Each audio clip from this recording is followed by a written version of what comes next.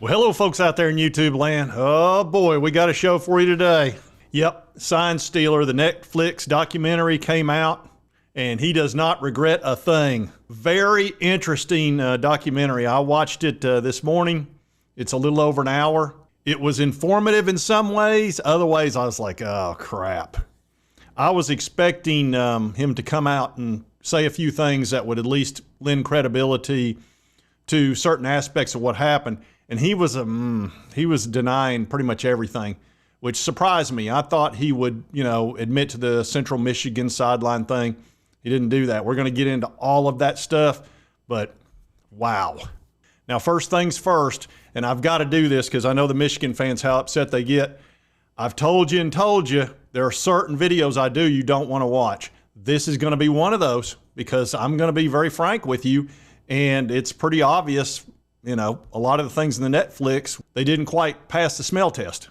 So this is probably going to upset you, and I can't believe I've got to do this again. Humongous is going to quit. He's going to quit, but I got to ask him to do it.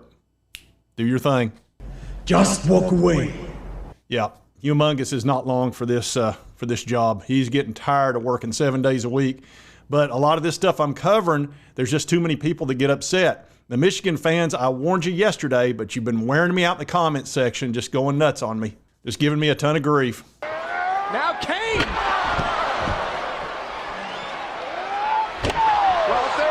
Oh yeah, they're coming over the top rope, the whole 9 yards. Look, this stuff happened. It happened. So it is what it is. We're going to cover it. And folks, I took 3 pages of notes. We're going to get into all this. Now, I told you yesterday what I thought he would say was that he came up with the signs himself and that he deciphered it himself just watching regular game film and that it had nothing to do with the forward scouting or anything like that. That's exactly what he did. I mean, he just, to the letter, that's pretty much what he did. He said that he had come up with the signs himself. He recorded himself in front of his camera and put it all on a sheet and got really good at memorizing signs, and that he was just better than everybody else at doing that, and that he was rarely wrong when it came to deciphering signs. He was a lot like the Fonz. He didn't mess up very often. I was not exactly right. What do you mean? Yeah, and as a matter of fact, he was so good at it that Jim Harbaugh gave him the game ball from the Iowa game because he had deciphered their signs that well. So Harbaugh obviously knew that he was really good at what he was doing. Did he know the extent that Connor Stalions was going to as far as forward scouting and all that, which he claims he didn't do? I doubt it. You've got to have some plausible deniability when you're the president or the head coach or whatever. I mean, everybody knows that. Anyway, he said he got so good at it and had so much information that he had this big binder that he had to put it on a computer because it was just getting too full, and that he had written out a manifesto and had all this information available as far as a big competitive advantage for Michigan. And he's not going to let anybody see it, though, because it's too much of an advantage and it's work that he did. And he's not going to just share that to anybody. And he was a grinder. I mean, they showed some of the stuff he did. He really went after it. He was not your 9-to-5 type guy. They said when this all broke about the 7th game into the season of last year, and this has been going on for almost 3 years, because they brought him in 21, so he was there 21, 22, and 23, or most of 23. They said they took his work phone, his laptop. We're talking about Michigan. All right, and then he resigned, but they had already said they'd fired him, so there was a little bit of discrepancy there.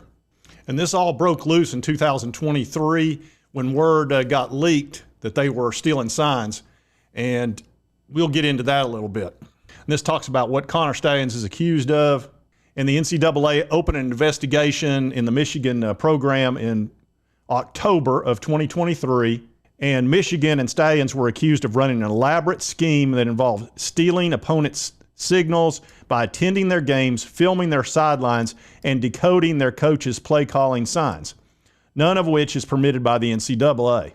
And ESPN reported that Stalions had allegedly purchased tickets to more than 35 games at 17 college stadiums around the country between 2021 and 2023. The colleges included 12 of the 13 Big Ten schools, as well as 4 potential college football playoff contenders. And we'll talk about that. And Stallions like to purchase tickets near the 45-yard line with a clear view of the opposite sideline and then forwarding the tickets to at least 3 individuals with instructions to video the sidelines per ESPN. Then, of course, the Central Michigan thing popped up, and people saw a photo and videos emerged of a man resembling Stalions standing on their sidelines when they played Michigan State University.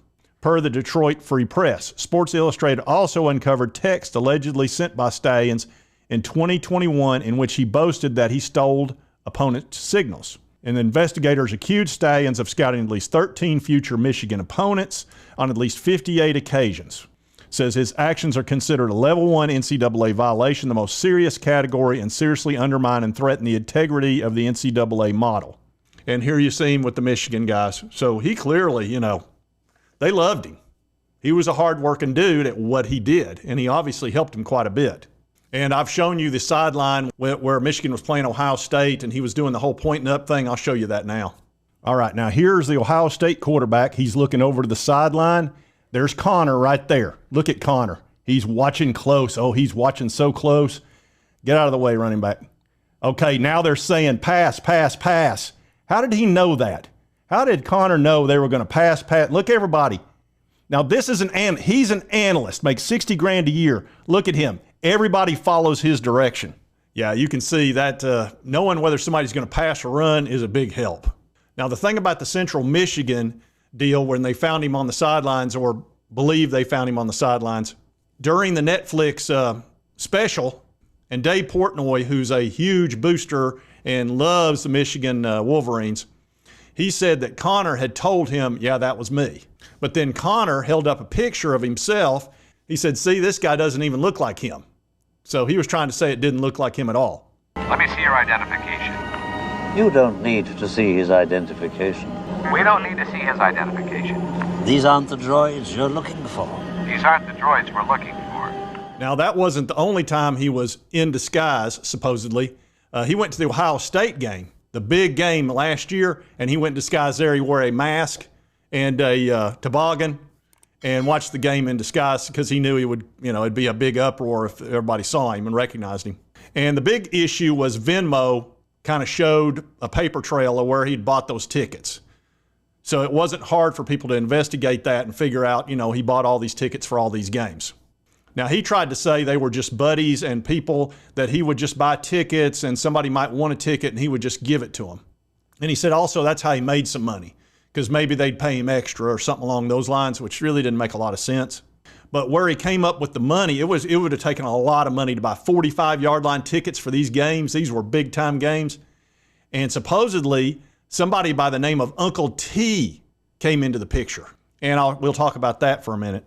And Ross Dellinger covered this. He did a great job. Ross Dellinger's a great reporter, by the way. And he said the fella that was many people believed was Uncle T, that guy came out and said they're searching for a scapegoat to blame, he told Yahoo Sports. The Michigan alum and CEO of a company said fans and university associates are identifying him as the Michigan booster who allegedly helped fund staff member Connor Stalions' in-person scouting and sign-stealing scheme. He says, I can give you good news. In a 30-minute phone call to Yahoo Sports, I don't recognize being known as Uncle T, and I refute that myself. I never funded Connor. To say I knew him is perhaps overstating it. I said hi to him. I've spoken to him more since he left Michigan to make sure the young man is okay. He says he's being targeted along with Stalions as a fall guy in the NCAA probe into the school. He says both of them are being thrown under the bus. He said on Friday morning, for instance, officials from the school's Name, Image, and Likeness Collective, their NIL, Champions Circle, dismissed Smith as a member, he told Yahoo Sports. He received the notification in text form. He says they didn't even have the balls to call me. They evicted him from the group because they said this could bring bad light to other members of the Champions Circle. He says he's spoken to Stalions multiple times since he resigned from the university after news of the scheme emerged. He said the two are not close and that he knew him as well as any other staff person in the university. He said Stalions self-funded the sign-stealing effort by selling a home for more than $100,000. The guy said Stalions told him. Then he said he paid his own way. It meant a lot to him, and he was trying to do whatever he could for Michigan. So there was obviously discussion of Uncle T. Now, one thing they didn't discuss in the Netflix documentary, which really disappointed me, the used vacuum cleaner sales business. Why in the world didn't they at least talk about that, or at least ask him that question? Say, what were you doing selling used vacuum cleaners? But they probably didn't want to disturb him. I said, don't disturb you. I'm cleaning my room. Yeah, don't disturb him when he's cleaning his room. Now, Stalions admitted to purchasing tickets to games, but said he resold them or gave them away to friends. He also said in the documentary, there are some people who attended games using tickets that I purchased and recorded parts of those games, but he insisted he didn't use the recordings to analyze signs. He said, I've had friends send me film. It's kind of like when your aunt gets you a Christmas gift that you already have. You're not going to be rude and be like, oh, I already have this. I don't need that. It's, oh, thanks, I appreciate it. They feel like they're helping out when I already have the signs, I've already memorized the signals. As part of the documentary, Stalions admitted to decoding signs, but said he did so only through reviewing legitimate and legal game tape. 1, I've never advanced scouted. 2, if this was about signals, I obtained signals the way every other team does, through watching TV copies and talking to other intel guys from other teams. What set me apart was the way in which I organized that information and processed it on game day. When he was asked by the NCAA if that was him on the sidelines, he said, I don't recall. You sit on a throne of lies. And when they asked him again about that, his attorney said, he's already asked that question. And then they started blaming Ohio State for possibly hacking his computer and starting all of this. And a lot of you know, if you've watched this channel, because I'm a Tennessee Vols fan, that Connor had scouted a Tennessee game and possibly had our signals. And this was reported last October that Stafford bought tickets to the 2022 Tennessee football game.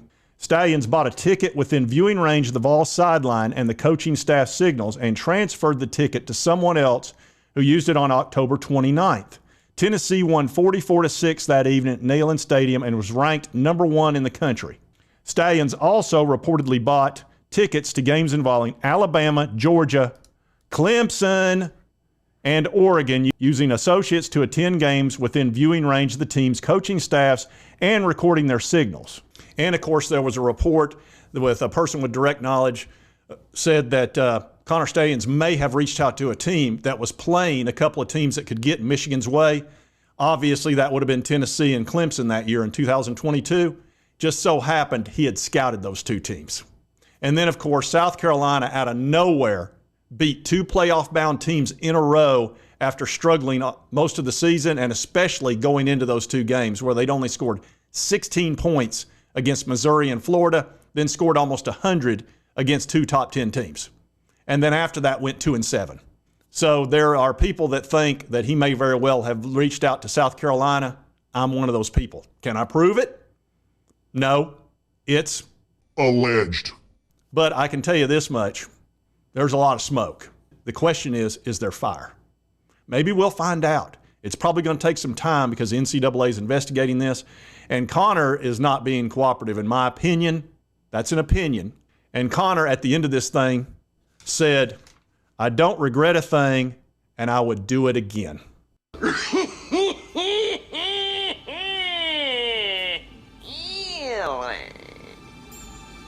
And to tell you how serious the NCAA takes this, they went ahead and passed the in-helmet communications so the coach can pass the play on not only to the quarterback, but also a defensive player gets that as well, so the defensive coordinator can send the play in to a defensive linebacker, for example, or a safety. That way there are no more signs. That's how serious this is, and they call that the Stalions rule. I mean, it's called something else, but that's sort of what a lot of people call it. Because I don't know if this would have happened this year if not for the sign stealing situation. Anyway, I did want to cover this today. A lot of you folks have been asking me to continue to cover this, and it's hard to look away. This is the absolute biggest story that I've ever seen in college football as far as a scandal, as far as just, it's unbelievable that this happened. It really is. And how many teams it affected. I mean, if you'll remember when Petitti, who is the Big Ten commissioner, had a Zoom meeting with all the coaches of the Big Ten, they were screaming at him. I mean, literally screaming at him last year to suspend Jim Harbaugh and to punish Michigan. They were so furious that this had happened over the last almost 3 years. And suspended for 1 month. Suspended! I gotta play! Doug, kick him off the tour. And they felt like there was coaches that lost jobs because of it. There were kids that were, losing the opportunity to play in big games because of the sign stealing. They were furious. So this is a big deal. It's going to continue on. It sounds like they're going to go after Michigan pretty hard. Stalions, I don't know, man. He looks to me like he's just not going to admit to much. He thinks he doesn't think he did anything wrong. He really doesn't. That's pretty obvious. So we'll see how this plays out. But anyway, I did want to cover it. And if you like this content, be sure to hit that like button. Let's remember to continue to cover all these big college sports stories. And if you've not subscribed, hit this little button right here. It'll help you get my videos because I'm going to stay on top. This is the type of stuff I will cover. And right over here is a video that YouTube thinks you'll enjoy based on your viewing history. And we'll see you next time on Sports Talk Jay.